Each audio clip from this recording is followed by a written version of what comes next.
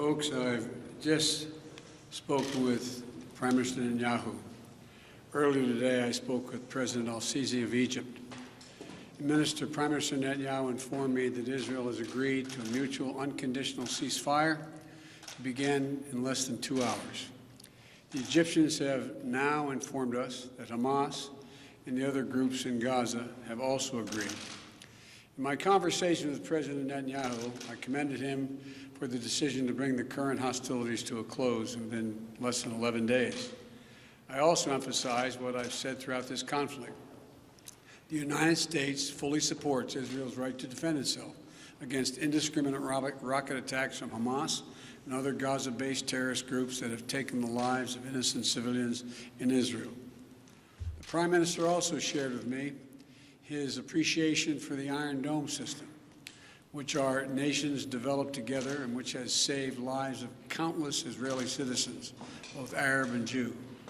I assured him of my full support to replenish Israel's Iron Dome system to ensure its defenses and security in the future. Over the last 11 days, I've spoken with the Prime Minister 6 times. I've also spoken with President Abbas of the Palestinian Authority more than once, and part of our intense diplomatic engagement. And I want to also thank the Secretary of State, the Secretary of Defense, our National Security Advisor, and everyone on our team for their incredible efforts to bring this outcome that we're about to see. You know, we've held intensive high-level discussions, hour by hour, literally. Egypt, the Palestinian Authority, and other Middle Eastern countries, with the aim of avoiding the sort of prolonged conflict we've seen in previous years when the hostilities have broken out. I extend my sincere gratitude to President al-Sisi and the senior Egyptian officials who played such a critical role in this diplomacy. I also appreciate the contributions of other parties in the region who've been engaged in working toward the end of hostilities. These hostilities have resulted in the tragic deaths of so many civilians, including children.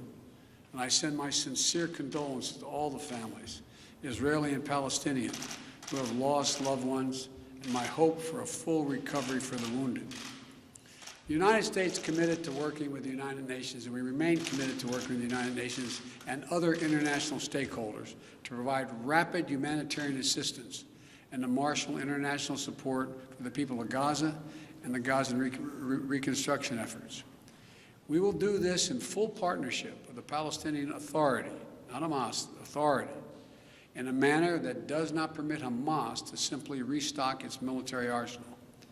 I believe the Palestinians and Israelis equally deserve to live safely and securely and to enjoy equal measures of freedom, prosperity, and democracy. My administration will continue our quiet and relentless diplomacy toward that end. I believe we have a genuine opportunity to make progress, and I'm committed to working for it. I want to thank you all. May God bless you all, and pray that this continues.